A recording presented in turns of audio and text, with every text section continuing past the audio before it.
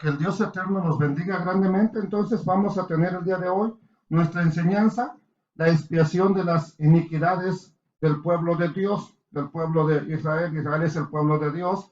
Y no importa de qué país usted sea, usted es injertado, es añadido al pueblo de Israel cuando usted cree en ese Dios de Israel. Entonces vamos a estudiar acerca de la festividad de Yom Kippur. ¿Ok? Entonces, el día de hoy, eso es lo que vamos a mirar y vamos a hacer una oración al Padre Eterno para suplicarle su bondad, su misericordia, su amor y que nos instruya en este día especial. Avinu Shebashamayim Yitkadesh Shemcha. Padre nuestro que estás en el cielo, santificado es tu nombre. Hoy te doy gracias por la gran oportunidad, Padre Santo, Padre Eterno, que me das de aprender de esta festividad y de enseñar a mis hermanos acerca de la expiación de las iniquidades, precisamente en el día del perdón, en el día de Yom Kippur, un día señalado por ti como fiesta solemne, papito. Abba, tú designaste ese día, no fue mi decisión, no lo elegí yo, fue tu soberana voluntad quien lo hizo. Y por eso te damos gracias en el nombre del Mesías Yeshua, porque por tu voluntad estamos aquí para aprender. No solamente te pido que leamos, permítenos aprender, bendito Rey. Gracias, Dios glorioso. Amén, Señor. Amén.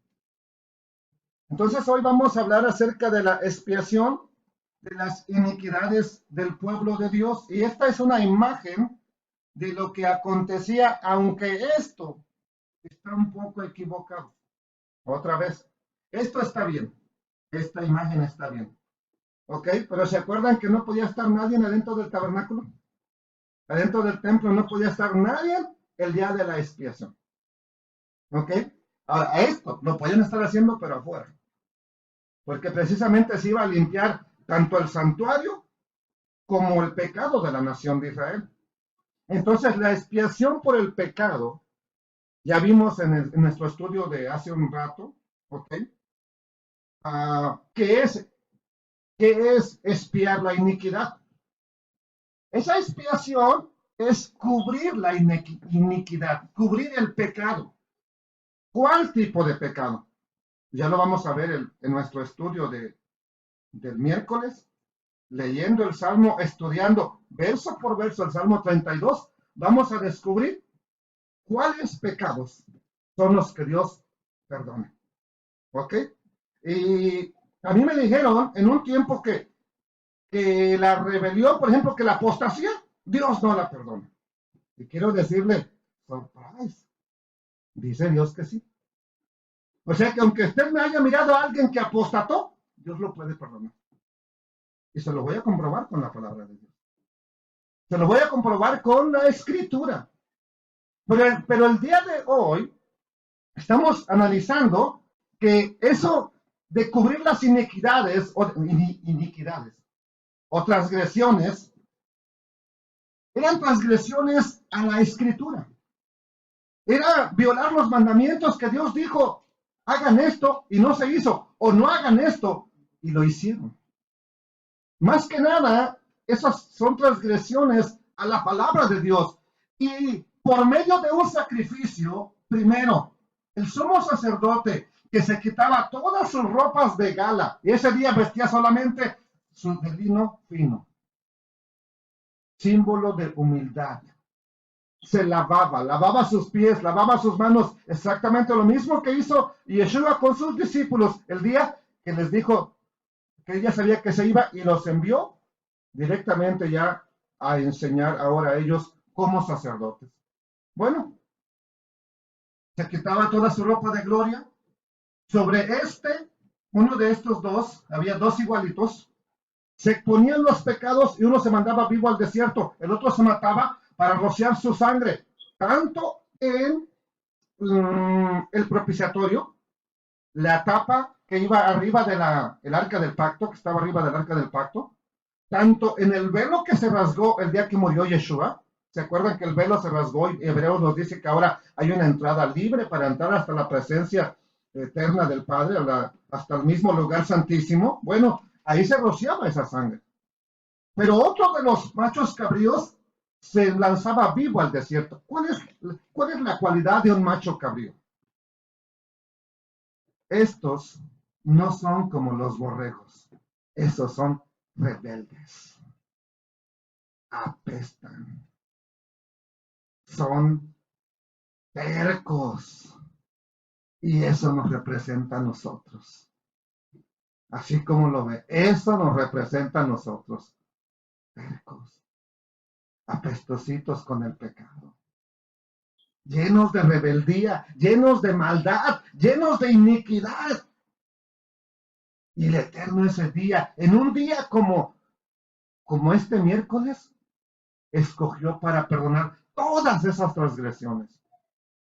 Entonces el Eterno dio a su pueblo Israel un día para perdonarlo por medio de la obediencia a unos mandamientos que él ya dio.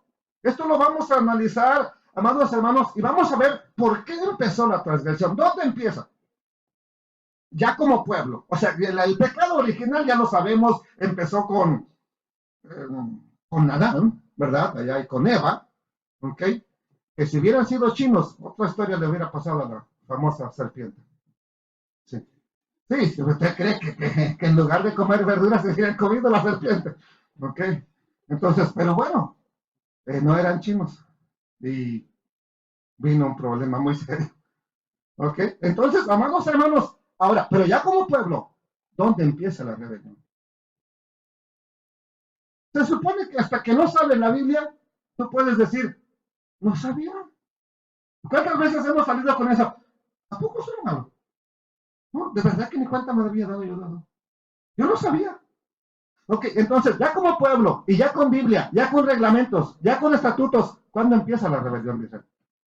¿Qué es lo primero que hicieron? Ya como pueblo y con Torah, con Biblia.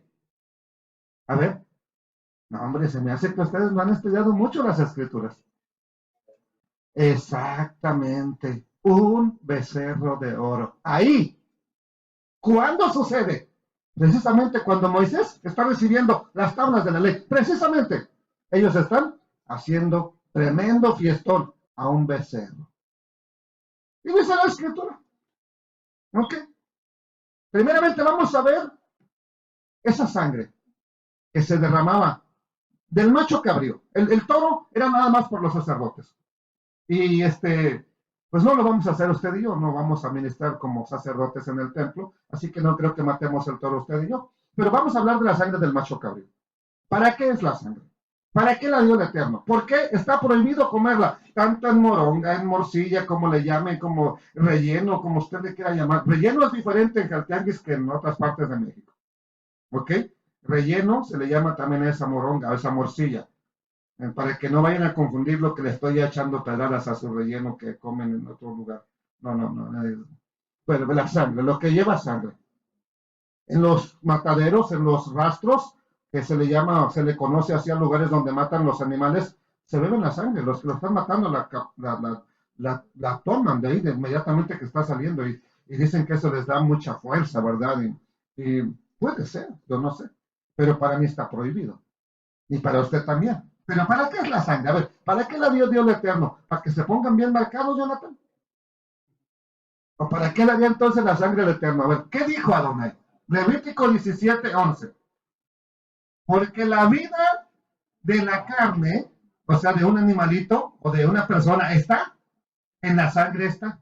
Y yo, no la de una persona, sobre todo la de un animal. Y yo, dijo el Eterno, os la he dado para hacer qué.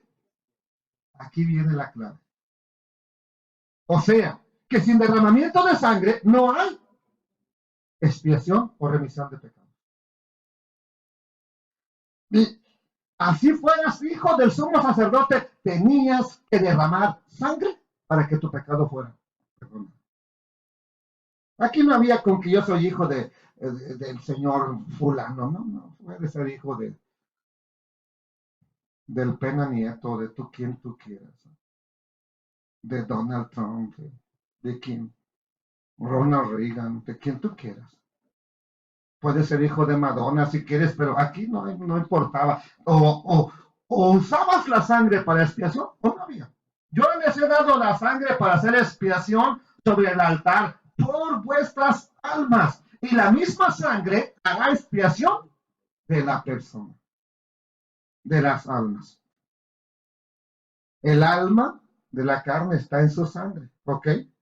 Entonces, ¿por qué se dio este mandamiento? ¿Por qué el Eterno tuvo que poner una regulación de que a través de la sangre se tenía que expiar el pecado? ¿Por qué? Pues se lo dio porque su Torah no es ley. ¿Qué significa Torah? La Torah, la mal traducida ley, es solamente instrucción dada al pueblo. Usted no le da leyes a sus hijos, les da instrucciones. ¿Por qué? ¿Porque quiere hacerles la vida difícil, imposible? ¿O porque quiere lo mejor para ellos?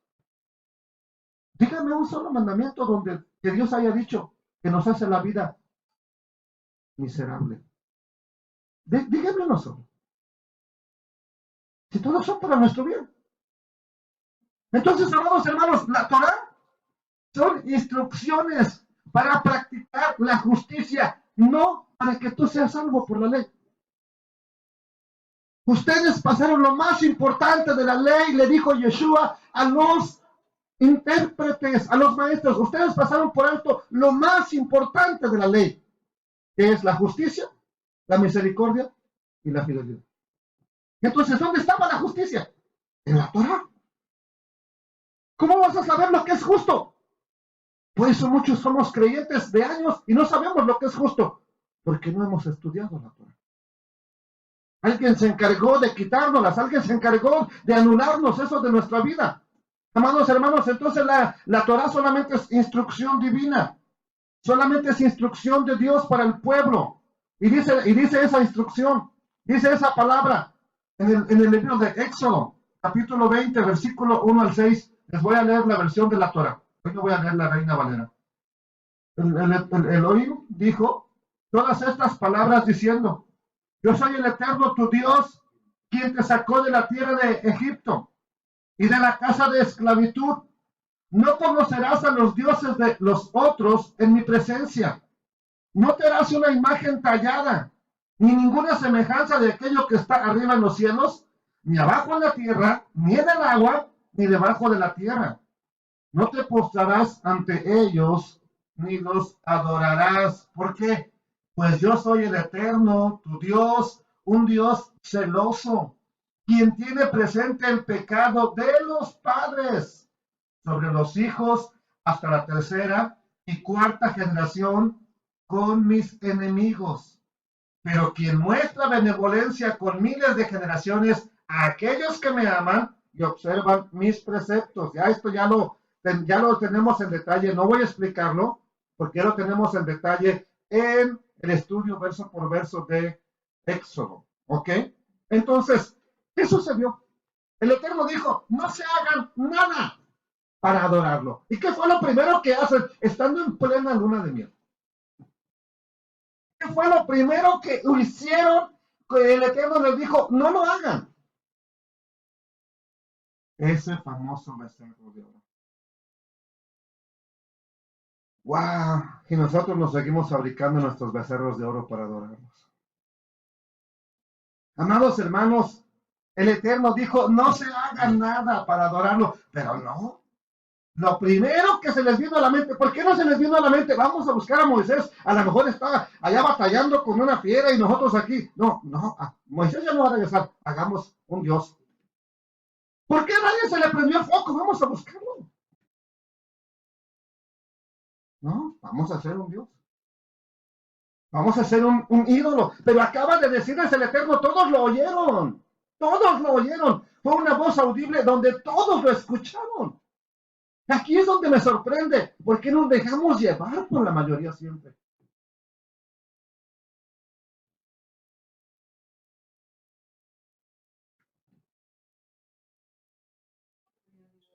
Un ejemplo. Un ejemplo. Vemos que no llegaron como si los carros no están ahí. Ya no estamos queriendo regresar porque no hay nadie. A lo mejor me voy.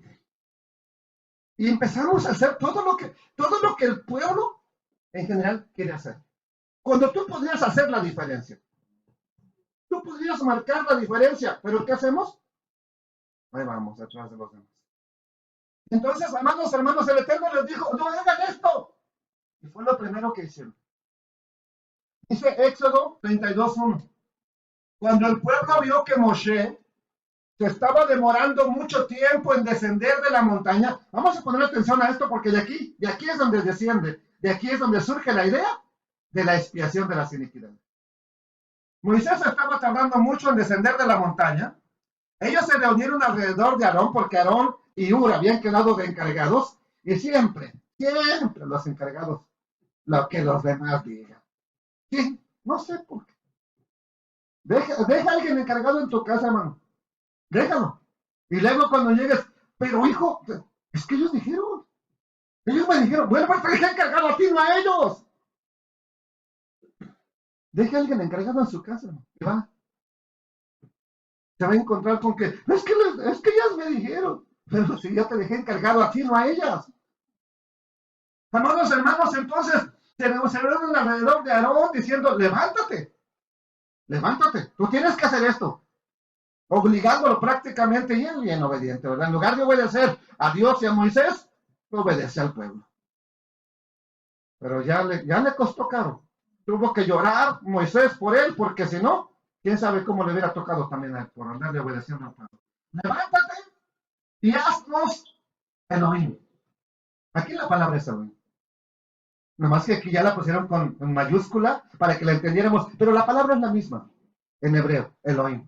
Haznos Elohim que vayan delante de nosotros porque Moshe, ese hombre que nos sacó fuera de la tierra de Misraim es Egipto, no sabemos lo que sucedió con él. ¿Y quién les había dicho que él estaba muerto entonces? Si no saben qué sucedió, espera. Ahora el Eterno les había hablado, no puede volver a hablarles y decir, oigan, Moisés ya se murió, sigan su camino. ¿Eh? No, aquí cada quien ya, si no lo veo, yo tomo la decisión. Aarón les dijo a ellos, ok, ¿quieren Dios? Se los vamos a hacer con una condición, hagan que sus mujeres, hijos e hijas se quiten 2 aretes de oro y me los traigan a mí. A ver, quitan los aretes. A ver. De aquí sacaron otra conclusión bien salomónica, los hebreos, los rabinos. Que Aarón les dijo eso para ganar tiempo, porque iba a estar en chino convencer a las mujeres que soltaran los aretes. Pero no, la verdad es que no tardó mucho. No tardó nada en convencerlos, en convencer a sus esposas y a sus hijas, ¿verdad? Cáiganse con las joyas. Verso 3. Y todo el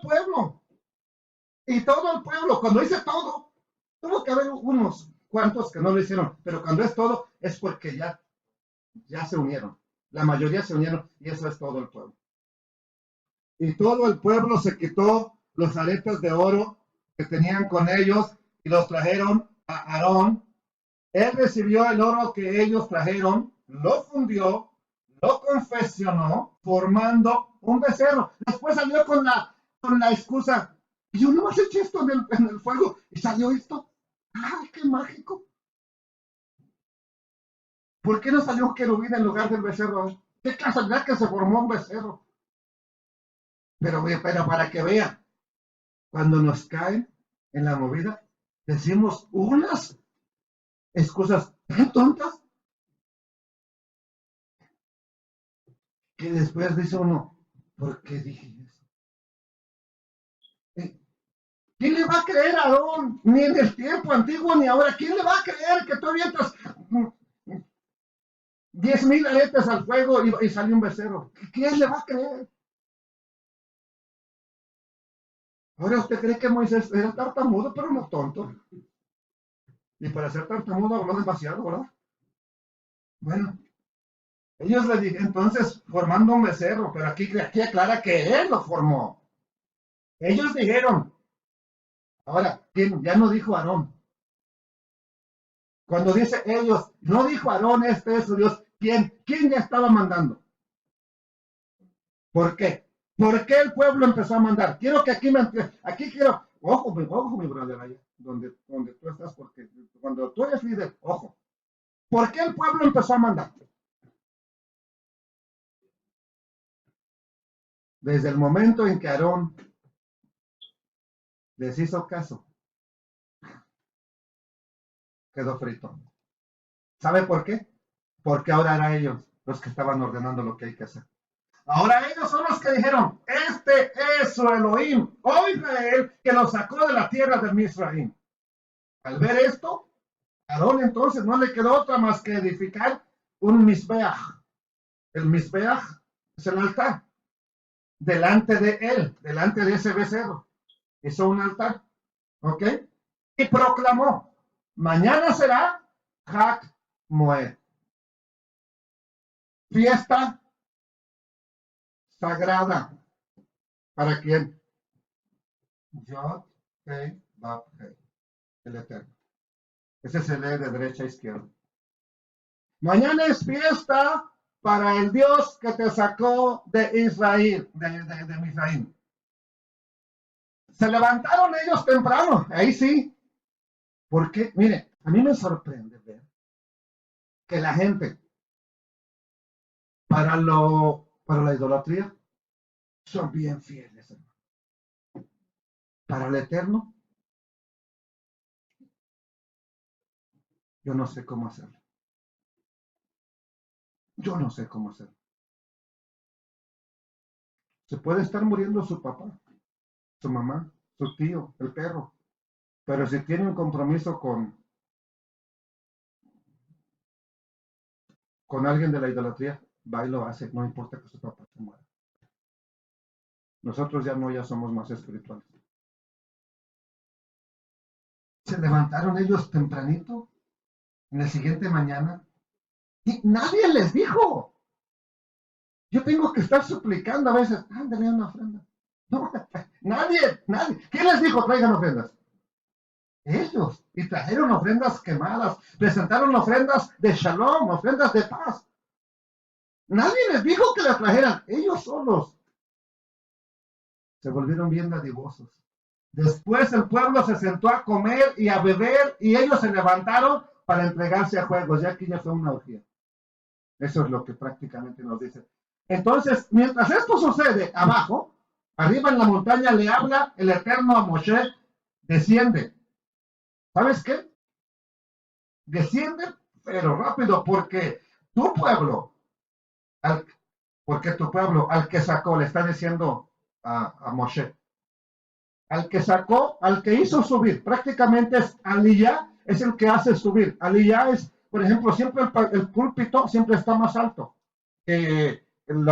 Aquí estamos a la misma altura, pero siempre el púlpito es más alto que está un poco más alto. Eso es Aliyah. Siempre el que sube a leer la Torah al estrado, ese hace Aliyah. Ok, entonces, el pueblo que hizo Aliyah, que subió, subir es subir a la presencia del Eterno. Tú tienes que subir, no descender. Siempre que usted vea que el pueblo estaba en Israel, dice, descendieron a Egipto. A donde quiera que fuera, descendieron. Al único lugar que dice subieron es cuando van de un pueblo diferente a Israel. ¿Por qué hacia allá se sube y de los demás siempre se baja? Porque Israel es la tierra santa. Es la ciudad de Dios, Jerusalén, y ahí estaba la presencia entonces del Eterno, y eso es siempre subir, eso es elevarte siempre, eso es ir a la altura del Eterno. Bajarte de ahí es descender a lo mundano, bajar, ok, desciende, Desciende porque tu pueblo, el que sacaste, el que hizo Eliel, el que había subido a la presencia de la tierra de Israel, se ha vuelto Shahat, se ha vuelto corrupto. Ese pueblo que ya se había elevado, ¿qué crees que pasó? Como estos transbordadores que mandan que van a mandar al espacio, de pronto 10, 9, 8, 7, 6, 5, 4, 3, 2, 1, en lugar de subir, se explotó. Pues esto les pasó lo mismo, en lugar de subir, ya estaban, ya sintieron la presencia de Dios, ya vieron la gloria de Dios. No les duró ni 40 días el gozo. Ya cuando Moisés desciende a los 40 días, estos ya están en gran fiesta. Ya habían hecho su becerro. Se ha vuelto Shahab corrupto. Ellos se han vuelto rápido. De la alajá. Alajá es el camino de la instrucción. Eso en hebreo, alajá, la alajá es la manera de vivir, la manera de andar. ¿Ok? Entonces, y Yeshua nos mostró la halajá correcta, la manera correcta de vivir para Dios. Ellos se han vuelto rápido de la halajá que les ordené seguir.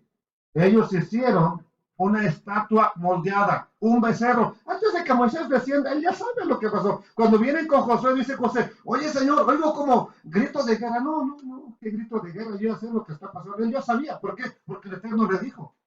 Y le dijo el Eterno, han hecho una estatua moldeada, un becerro, y la están adorando. Han sacrificado para ella, diciendo, aquí está tu Dios, oh Israel, que te sacó, que te hizo hacer aliyá de la tierra de Egipto. ¿Ok? Ahí está el pecado. ¿Qué va a hacer el Eterno ahora? ¿Qué hace Moisés ahora? Bueno, ya, la regaron, pues ni modo, pues ahí nos vemos. Yo me regreso con mi suegro Yetro y a ver qué sale por allá, ¿verdad? ¿Qué hace Moisés ante eso? ¿Qué haces tú como padre? Al ver el error y el pecado de tus hijos, ¿qué vas a hacer?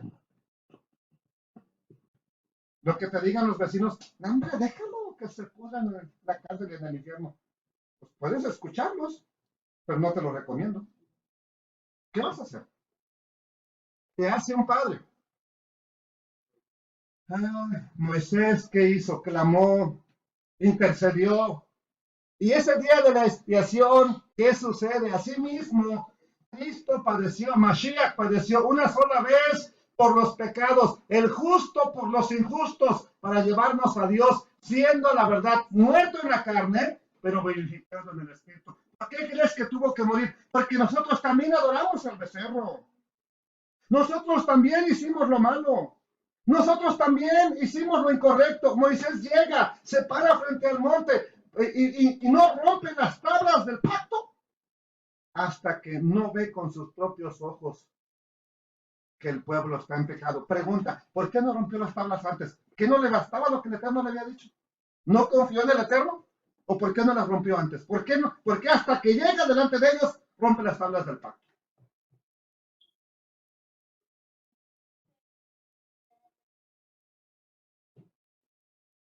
Correcto. Ustedes, yo nomás estoy eliminándolo. Pero ustedes lo rompieron. Ya la gente se estaba deleitando en el pecado. Cuando a una persona todavía le duele lo que está haciendo, no lo dejes, ayúdalo a salir de ahí. Pero ya cuando se deleita en el pecado y hasta te dicen, no, hombre, me la pasé bien suave, aunque ande sin dinero y aunque ande golpeado con el ojo moradote, no, pero qué rico me la pasé, de esto lo gozado, nadie me lo quita. Ahí está difícil, porque ya la persona se deleita en la maldad, ya anda con, no, ya ando con tal señor, ya ando con tal mujer, no, hombre, y ya se deleita en su maldad. ¿Cuánto trabajo? ¿Cuánta gente no habla así? Porque así están acostumbrados, ya se deleita. Y dice un comentario rabínico que hasta que Moisés no vio que ya se estaban deleitando, ya dijo, no, ya, hay que romper el pacto. ¿Qué hace Moisés? Rompe el pacto y ¿qué hace? Ya los deja así. Al día siguiente, Moisés le dijo al pueblo, han cometido un pecado muy grave. Éxodo 32, del 30 al 32. Han cometido un pecado muy grave. ¿Qué va a hacer ahora, Moisés? Ahora subiré, ¿ok? Hacia el Eterno. Tal vez pueda obtener. Aquí viene lo importante. ¿Para qué sube Moisés? Porque vamos a ver aquí, desde aquí vamos a ver el inicio de la expiación. ¿Qué hizo el pueblo? Cometió iniquidad. ¿Qué hemos hecho usted y yo a lo largo de nuestra vida? Iniquidad. Entonces ahora tiene que verse la manera de cómo obtener expiación de ese pecado. Y Moisés dice, voy a ver si puedo obtener la expiación por vuestro pecado. Moshe retornó con el Eterno y le dijo, te suplico, este pueblo ha cometido un grave pecado y se han hecho un Dios de oro. Ahora, por favor, perdona su pecado. ¿Y qué hace Moisés para suplicar al Eterno que perdone su pecado? Se ofrece él. Si no lo quieres perdonar, Señor, bórrame de tu libro que has escrito. Él es el primero que vemos intercediendo por un pueblo. Ahora, ¿cómo le había tratado a este pueblo? Desde que fue la primera vez a ellos, ¿cómo lo trataron? Mal. Entonces, yo no sé por qué los pastores queremos que nos traten bien el pueblo y que nos apapachen y nos abracen y nos carguen el maletín y me ayuden con todo. Sí, nunca ha sido así. ¿Mande, hermano? Pues claro, y ya está escrito. Entonces vemos a Moisés ofreciéndose como ofrenda por expiación por el pecado. Por favor, perdona su pecado, pero si no, bórrame de tu libro que es escrito. Si no hay perdón, bórrame a mí también, Señor. Porque Moisés hasta este momento ha hablado con el Eterno, ha tenido una comunión con él, pero no sabe si hay pecado para esto, si hay perdón, pero si hay perdón para este tipo de pecado. Él no lo sabe, es la primera vez que ocurre en la historia del pueblo de Israel. Entonces, él no sabe si va a haber una expiación. Por eso le pregunta al Eterno, ¿lo puedes perdonar? ¿Quién más lo vemos intercediendo de una manera así tremenda por el pueblo? Una es nuestro amado Salvador, indudablemente. Pero ¿quién más? Otro personaje en el Tanaj, en el Antiguo Testamento. ¿Quién? ¿Quién? Exactamente, Daniel. Vea qué oración se aventó Daniel. Este hombre, el profeta Daniel, intercedió por las iniquidades del pueblo de Israel. Y vea, analice su oración. Vea su oración. Esta es la misma versión que usted tiene, hermano. La mismita. ¿Sí? No es cierto, esta es versión israelita nazarena. Nada más que tiene las mismas letras, pero aquella es B, N, B, I. Y este es B, I, N. ¿Ok? Es un poco diferente. Esta es versión israelita nazarena. La otra es nueva versión internacional. ¿Ok? En el primer año, capítulo 9 de Daniel, todo el capítulo es una oración. Por cierto, allá, ¿cuántas son las semanas de Daniel? Las semanas, ¿cuántas son? Pues le tengo una mala noticia, no son las 70 semanas de Daniel, son las 70 semanas de Israel. Nomás que todo el mundo, uno dijo que eran de Daniel y ya todos decimos que son las 70 semanas de Daniel. De Daniel no hay nada ahí profetizado, es del pueblo de Israel. Otra mala noticia, y bueno, en el primer año de Darío, ya cuando Darío reinó, ya cuando estaban los medos, ya habían eliminado a Babilonia, el reino de Babilonia, en el año primero de Darío, hijo de Asuero, ¿ok? De la raza de los medos, que fue puesto por rey sobre el reino de los caldeos, en el primer año de su reinado, yo Daniel, ¿qué? Entendí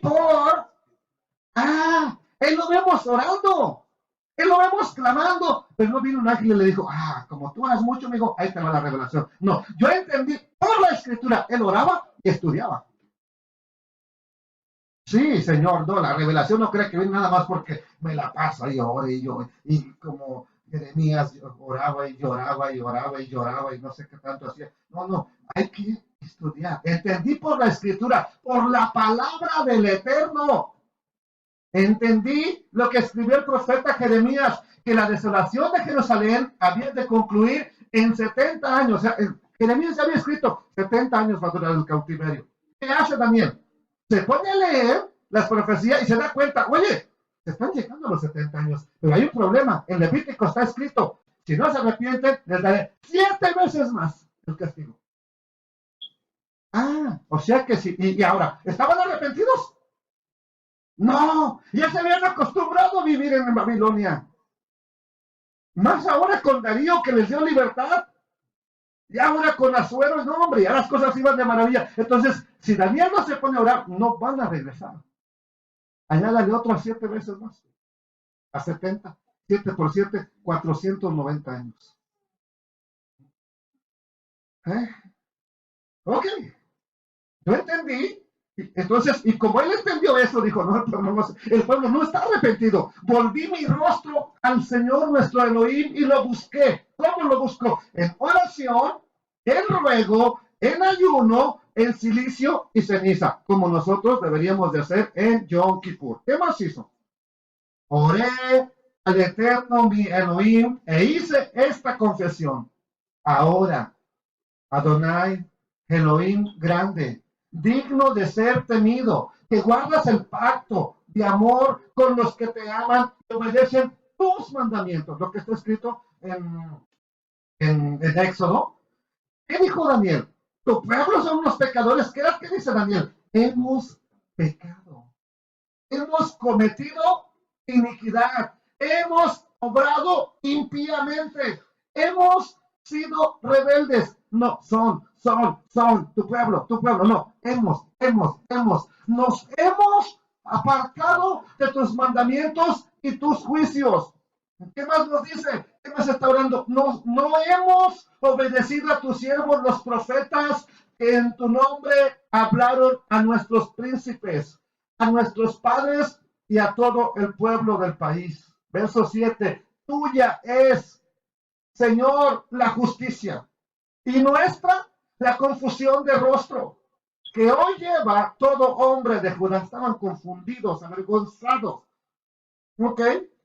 Lo mismo que escribe Ezequiel, por causa de ustedes mi nombre es blasfemado, pero tuve misericordia por mi nombre. Dije, los voy a traer de nuevo. Entonces, nuestra es la confusión de rostro que hoy lleva todo hombre de Judá y de Jerusalén y de todo Israel, los de cerca y los de lejos, en todas las tierras a donde nos echaste, a causa de que los echó, de su rebelión contra ti. Se rebelaron contra ti. Oh Señor, nuestra es la confusión de rostro de nuestros reyes, están confundidos, nuestros príncipes y nuestros padres, porque contra ti hemos pecado. De ti, oh Eterno, nuestro Dios, es tener, ¿qué cosa le dijo a Moisés? Tendré misericordia. De ti es el perdonar, aunque contra ti nos hemos. Aquí está la palabra apostasía.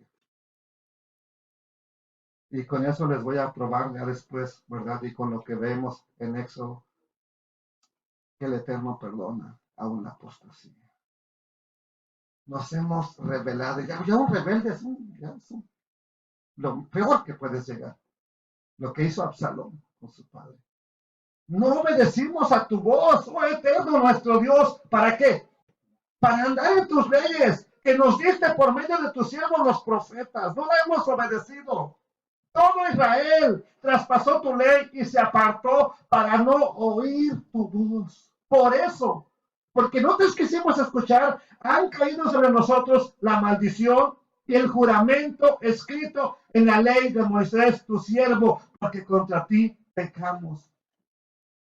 Pero si ustedes no obedecen, vendrán sobre vosotros todas estas maldiciones y los alcanzarán. Ya llegó.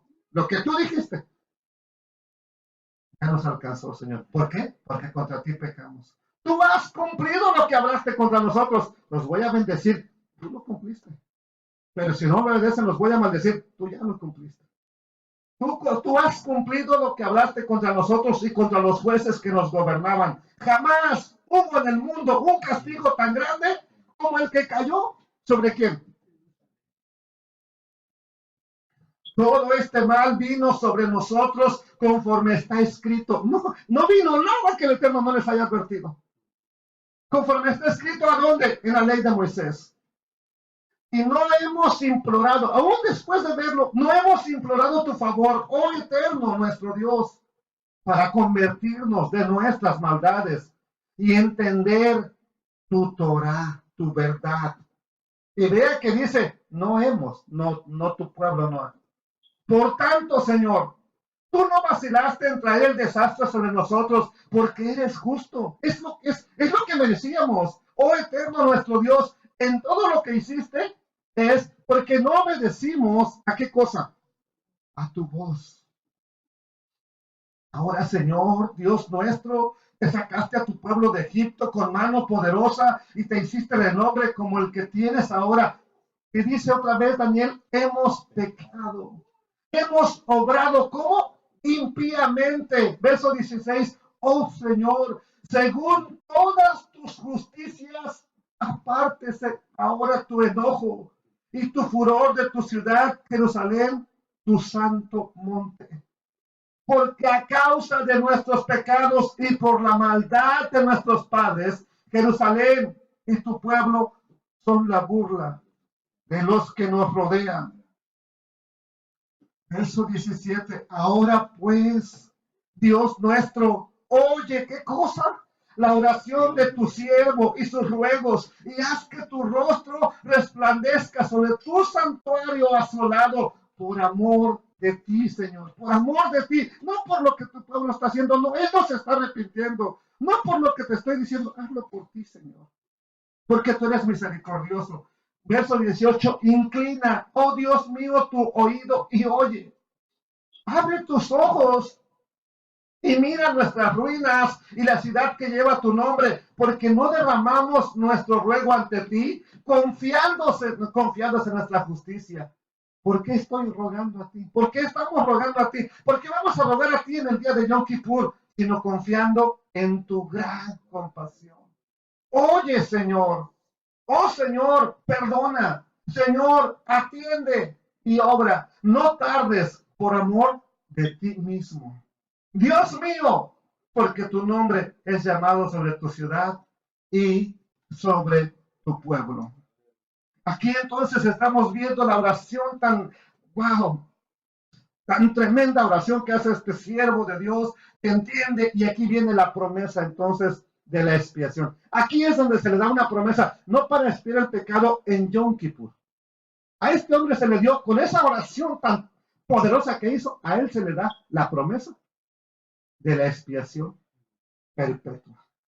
La expiación que vale para siempre, de la que ya nos habla el libro de Hebreos, la que de verdad cuenta hasta el día de hoy. La promesa de la expiación de las iniquidades del pueblo de Israel por medio no de un macho cabrío que se tendría que quemar, sino por medio del ungido de Adonai, por medio del ungido del Eterno. Nos quedamos en el verso 19, verso 20. ¡Wow! Si hay algo que me sorprende es, aún estaba yo hablando y orando, confesando mi pecado, el pecado de mi pueblo Israel. Aún estaba haciendo eso. Cuando, ¿qué creen? Como en la serie esa que dice, ¿y ahora quién me podrá ayudar? Y aparece inmediatamente ahí. Daniel está orando. Inmediatamente. Aún estaba yo orando. Él no acababa de hablar cuando estaba presentando mi ruego delante del Eterno, mi Elohim, por el santo monte de mi Elohim. Aún estaba hablando en oración cuando aparece Gabriel.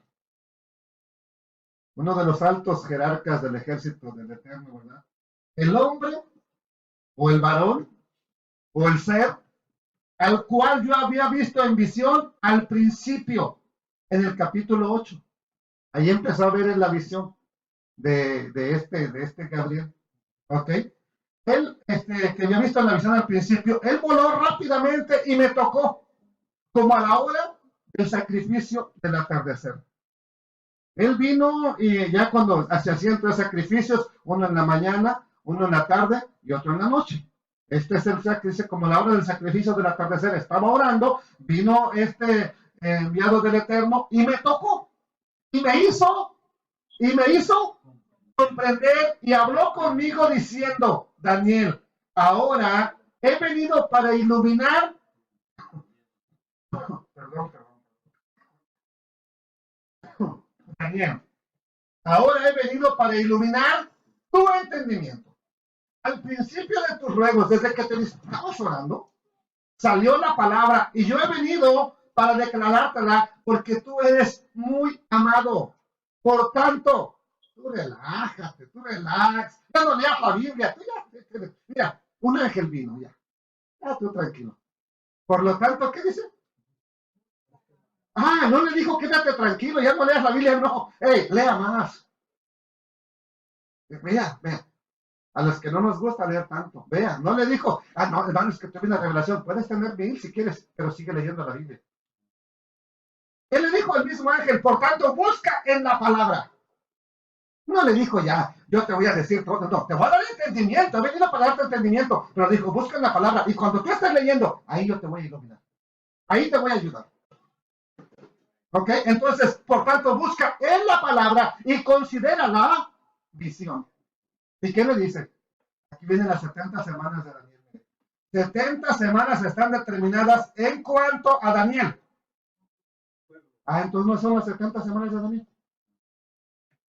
Nos dieron también monje. ¿Sí? Son las 70 semanas en cuanto a tu pueblo y en cuanto a la santa ciudad, para acabar con la transgresión, para poner fin al pecado y para espiar. ¿A quién se le dio la promesa de que iba a venir un día para espiar la iniquidad? A Daniel. Y para traer la justicia eterna, para sellar la visión y la profecía y para ungir al santo de los santos o al santísimo. ¿Quién es el santísimo? Porque el Mesías Yeshua conoce pues y entiende que desde la salida de la orden para restaurar y edificar Jerusalén hasta el Mashiach Nagib o el Mesías príncipe, el ungido gobernante, habrá 7 semanas. ¿Quién fue el primero que dio la orden para ir a restaurar Jerusalén? Artajerjes. Él dio primero la orden y fueron. Empezaron a restaurar la ciudad, pero ¿qué pasó? Hubo mucha oposición. Y cuando estaban construyendo, como no dejaron a los samaritanos, en los otros colas, estaban una zorra aquí con su cola les derriba ese muro que están haciendo ustedes, no hay nada aquí de edificación. Bueno, entiende que desde la salida de la orden que iba a dar este rey para edificar Jerusalén hasta que venga el príncipe gobernante, habrá 7 semanas. Pero no hablaba de 7 semanas de semanas a semanas, 7 semanas de años. Y 62 semanas. Y se volverá a edificar la plaza y el muro.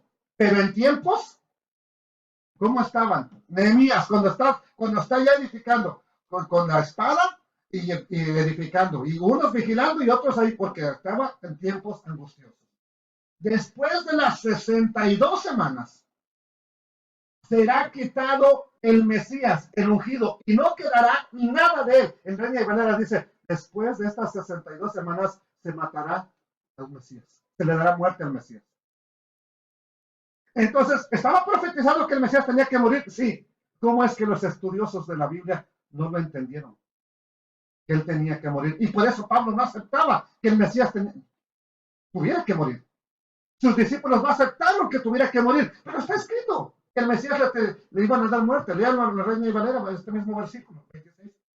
Y el pueblo de un gobernante que ha de venir destruirá la ciudad y el santuario. 70 años después de que, 40 años después de que lo matan, viene Tito, viene Vespasiano, destruyen la ciudad, destruyen el santuario, todo así como está profetizado. Con cataclismo será su fin y hasta el fin de la guerra está decretada la desolación. 70 semanas, 7 por 7, 490 años. Exactamente 490 menos 7. 480 y qué? Ok, en 483 años exactamente se le dio muerte al Mesías. Pero queda una semana aquí. Está faltando. ¿Ya? Hay una pausa y queda una semana que no se ha cumplido. Es la semana de la tribulación. Son 7 años los que faltan para que se cumplan estas 70 semanas, no de Daniel, de Israel y de Jerusalén. Amados hermanos, están determinadas estas semanas en cuanto a tu pueblo y en cuanto a la santa ciudad para acabar con la transgresión, para acabar, para poner fin al pecado, para expiar la iniquidad, para traer la justicia eterna. ¿Y por qué no ha venido la justicia eterna? Porque todavía no se cumplen las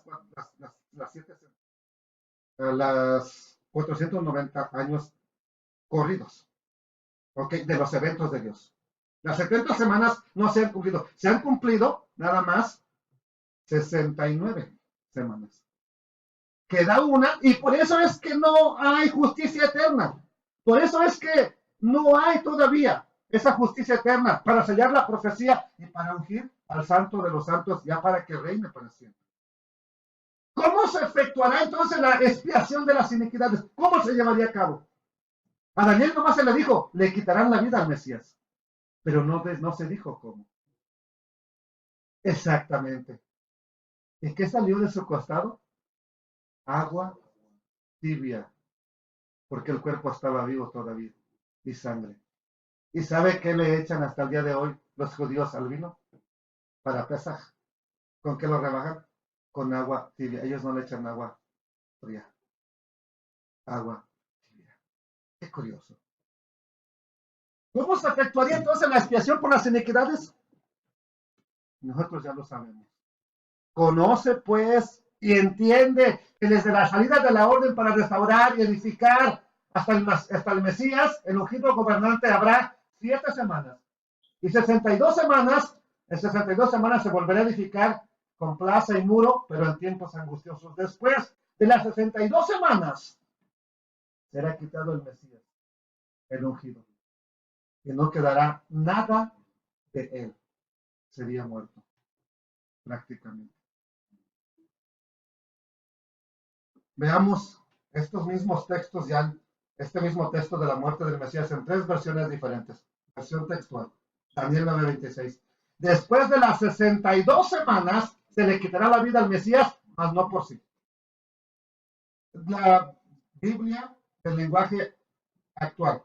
Después de las 62 semanas, el Mesías será muerto. Reina y Valera 60. Después de las 62 semanas, se quitará la vida al Mesías.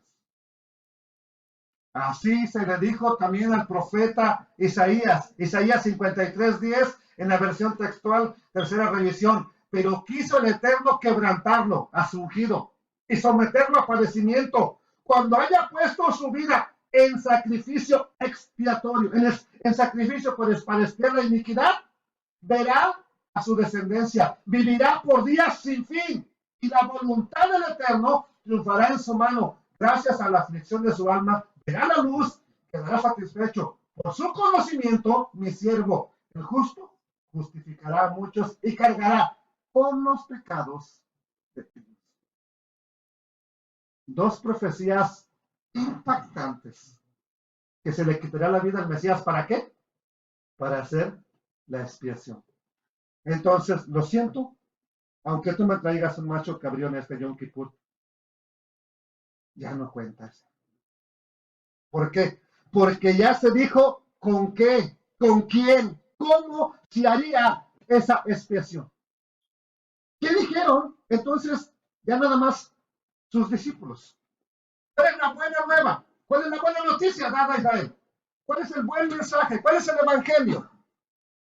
Se le dijo a Miriam, esto está escrito en el libro de Mateo, hay un libro del hebreo que se conservó, que se llama Shem Tov, o el buen nombre, ¿ok? En ese Mateo, que se dice, que viene directamente traducido de lo que escribió Mateo, ¿verdad? En hebreo, traducido. Dice, ella dará a luz un hijo, y tú llamarás su nombre Yeshua. Ahí sí ya no dice Jesús, ahí dice Yeshua. Porque Él liberará a mi pueblo. ¿De qué? De sus iniquidades. El testimonio de los discípulos es el siguiente, acerca de la expiación de las iniquidades del pueblo de Israel. Hebreos 2:17. Por lo cual convenía que en todo fuera semejante a sus hermanos. ¿Para qué? Para que les fuera un sumo sacerdote misericordioso y fiel en lo que a Dios se refiere. ¿Para qué nos convenía este sumo sacerdote? Para expiar los pecados ¿de quién? Juan, en el Código Real, una versión hebraica. Juan 11:47 al 52 nos dice, entonces los principales de los sacerdotes, los Kohanim y los Perushim, fariseos, reunieron al Sanedrín y decían, ¿qué haremos? Capítulo 11 de Juan, donde están, ¿qué vamos a hacer si lo está siguiendo mucha gente? Si este sigue haciendo así, milagros, lo van a proclamar el Mesías. ¿Qué hacemos? Porque este hombre hace muchas señales. Si lo dejamos así, todos finalmente le aceptarán como Mashiach. Y vendrán los romanos y nos quitarán. ¿Qué cosa? El control del Beit Hamikdash, el control del templo. ¿Qué les interesaba a ellos? Que ahí había harta ganancia. De todos los pueblos llegaban a ofrecer sacrificios. No, tu borrego que traes aquí no sirve. Mira, véndelo allá y aquí te vamos a vender uno de los buenos. Negocio redondo. Entonces, ¿cuál era su problema? Van a venir, si lo proclamamos, si lo reconocemos como el Mesías, van a venir los romanos y nos quitarán el control del Santo Templo, también como la nación. Entonces, uno de ellos, Caifás, que era el Cohen Agadol, el sumo sacerdote aquel año, les dijo en profecía, ¿ok? Vosotros no tenéis idea de lo que está pasando aquí, ni les viene a la mente que os conviene que un solo hombre muera por el pueblo y no que toda la nación perezca. ¿Por qué dijo Caifás esto? Mas no dijo esto por sí mismo, no porque fuera muy, iluminado, sino porque ocupando la posición de Cohen Agadol de aquel año, sumo sacerdote, profetizó. ¿Qué estaba profetizando? Lo que los profetas se habían dicho, que Yeshua tendría que morir por la nación, y no solamente por la nación, sino también para congregar en perfecta unidad a los hijos de Dios que estaban en el exilio. ¿Cuál era la misión? Él sabía, Caifás sabía, él como sumo sacerdote sabía que tenía que morir, no nada más por los pecados, para volver a juntar a todo su pueblo. Y está profetizado. Ese es el segundo éxodo, el más grande, el más bueno, a donde yo y usted vamos a estar ahí. Seremos llamados de todas las naciones, amados hermanos. Marcos capítulo 8, verso 27, otra vez en el Código Real, salió Yeshua con sus talmidim hacia los poblados cercanos a Cesarea de Filipo. Y mientras andaban por el camino, preguntaba a sus talmidim, a sus discípulos, ¿qué dicen los hombres de mí? ¿Quién soy yo? Ellos le dijeron, unos afirman que tú eres Yohanan Amakbir, Juan el Bautista. Otros dicen que eres Eliyahu Anabi, o Elías el profeta, o uno de los otros profetas. Y Yeshua entonces les preguntó diciendo, ¿y vosotros? ¿Quién decís que soy yo? Y respondiendo Kefa, Simón o Pedro, le dice, tú eres el Mashiach. Y les prohibió bajo palabra que a nadie le revelaran su identidad. Y comenzó a enseñarles las razones, diciéndoles, es necesario que el Ben Adam, de que el Hijo del Hombre, sea expuesto a un sufrimiento extremo, traicionado y rechazado, y que los gobernantes, los escribas, bajo la autoridad del sumo sacerdote, lo entreguen en las manos de los gentiles, y así causen su muerte, para que después de 3 días sea resucitado. ¿Se le quitará la vida a quién? Al Mesías. ¿Para qué? Para expiar el pecado. Hechos capítulo 3, versículo 13, también el Código Real. El Dios de Abraham, de Isaac, de Jacob, el Dios de nuestros padres, glorificó a su siervo Yeshua, a quien ustedes entregaron y rechazaron delante de Pilato. Cuando éste tenía la clara intención de ponerlo en libertad, Pilato lo quería liberar. y ustedes lo entregaron, mas ustedes negaron al Kadosh, al santo y al Sadik, al santo y al justo. Kadosh es santo y Sadik es justo. Ustedes negaron al Kadosh y al Sadik y pediste que se intercambiara por un homicida.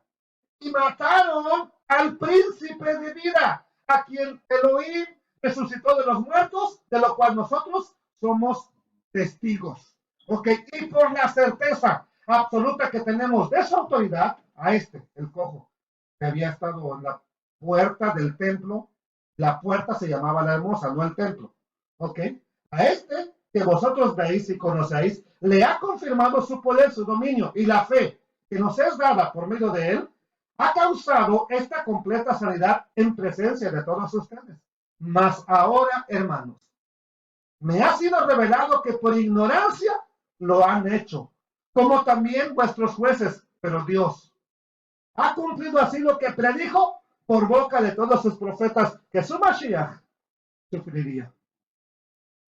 Llamo Pablo, el que supuestamente vino a eliminar la ley, el que supuestamente vino a quitar la ley. ¿Cómo termina su vida relatando? Hechos capítulo 26, verso 22, y dice en el Código Real, pero habiendo obtenido auxilio de Dios, cuando naufragaron y fueron ayudados de parte de Dios, persevera hasta el día de hoy, ya está dando su testimonio en Roma, a la congregación de Roma, persevera hasta el día de hoy, dando testimonio a pequeños y a grandes. ¿Y qué dijo Pablo aquí? Estas netas ya no las veo muy bien, mis ojos ya están cansados.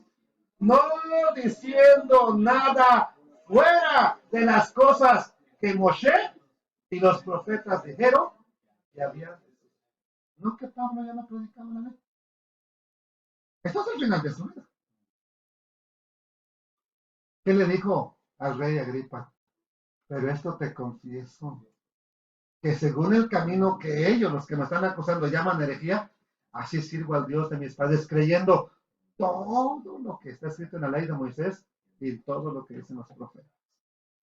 Y aquí es Pablo, es el final de su vida, no diciendo nada fuera de lo que Moshe y los profetas dijeron que había de suceder. El Mashiach debía de ser expuesto al sufrimiento para que, siendo las primicias de la resurrección de los muertos, anuncie solemnemente luz al pueblo y a quién más. Hechos 13, 38 y 39. Sabed pues, varones hermanos, que por medio de Sadik, justo, os es anunciado el perdón de pecados. Esa es la palabra pesha en hebreo. Ya es con toda alevosía y ventaja. Ya no es de que, es que se me olvidó, es que se me chispoteó, no, es que tú ya sabías, ya ibas a una iglesia, ya estudiabas la Biblia y aún así lo hiciste. Para que por medio de justo se nos anuncie el perdón de pecados de tipo pesha. ¿Quiere entender mejor esto? Vea la conferencia ¿Por qué tuvo que morir Yeshua? Predicada hace 2 Yom Kippur atrás. ¿Por qué tuvo que morir Yeshua? Y ahí va a entender esto de los pecados intensos. Y si no, vengas el miércoles y vamos a entenderlo mejor. Y que de todo aquello, de que por la ley de Moisés no puede ser justificado, en él. ¿En cuál? ¿En cuál? En el justo, en el Mesías. Es justificado ¿quién? Todo aquel que cree. Nada más eso. Gracias, bendito Padre, por tu gran misericordia. Gracias porque tú proveíste al santo, al Kadosh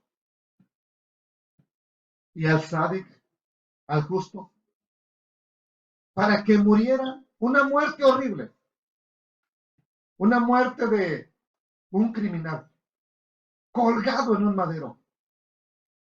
Y maldito es aquel que moría colgado en un madero. ¿Por qué mi Mesías, por qué mi Salvador tuvo que morir como un maldito? Porque Él llevó mi pecado. Él llevó mi maldición. Él llevó nuestra maldición, la maldición que nos acusaba. Daniel dijo, se han cumplido todas tus maldiciones, como está escrito en nuestras vidas. Y tenía que cumplirse esa maldición en mi vida, Señor. Tenía que estar pagando terriblemente por todas mis iniquidades. Pero Él, mi amado y bendito Salvador, el bendito y justo que le fue quitada su vida, Él cargó con mi maldición. Él pagó por mi maldición. Y por eso ahora podemos decir que todo aquel que viviendo perfectamente la Torah, aún así, no puede ser justificado en Yeshua. ¿Qué cree? Pecados intencionales y no intencionales, pecados por omisión o por comisión, pecados de rebeldía, pecados de apostasía. Mi Padre eterno los puede perdonar. Pero tiene que haber Yeshua. Tiene que haber un despertar. Bendito luego, dice Adonai, y estemos a cuenta. Si tus pecados fueren como la grana, como la nieve serán emblanquecidos. Si fueren rojos como el carmesí, vendrán a ser como blanca lana. Pero primero, deja de hacer lo malo. Y luego dice, aprende a hacer el bien. Inmediatamente después dice, ahora sí, venir luego y estemos a cuentas. Es el momento de ponernos a cuentas con quién, con ese ser maravilloso que envió a su Hijo amado a morir por ti. Él no envió para que hiciéramos una religión nueva, lo envió para expiar la iniquidad. ¿Cuál iniquidad? Por nuestro becerro de oro que nos hemos hecho también, por nuestros ídolos, por nuestras iniquidades que hemos cometido, por violar la Torah, por no obedecer al Eterno, por no hacerle caso a lo que Él nos ha dicho. Pero gracias, papito lindo, que ahora vino este Mesías, vino este ungido, vino este Rey glorioso y entregó su vida por nosotros para expiar nuestra iniquidad. Y no es lo que yo estoy diciendo, es lo que tus santos profetas, como Daniel, como Ezequiel, como Isaías, dijeron acerca de estas cosas, papito. Y esa es nuestra esperanza, que ahora hemos creído en ese Yeshua. Y quien todavía no le ha puesto su confianza en él, no salgas de aquí esta noche sin decirle, Señor Yeshua, yo quiero poner mi confianza en ti. Tal vez nada más me han enseñado de una iglesia, tal vez nada más me han enseñado de una religión, o yo quiero poner mi confianza en esa muerte que tú hiciste. Horrible, muerte de cruz. Pero que esa muerte pagó por mi pecado. Entonces Yom Kippur es un día de juicio, día grande, día terrible, pero a la vez es un día bien glorioso. ¿Para quién? Para los que esperamos en Él. Bendito el nombre del Señor. Amén. Amén, amén, amén.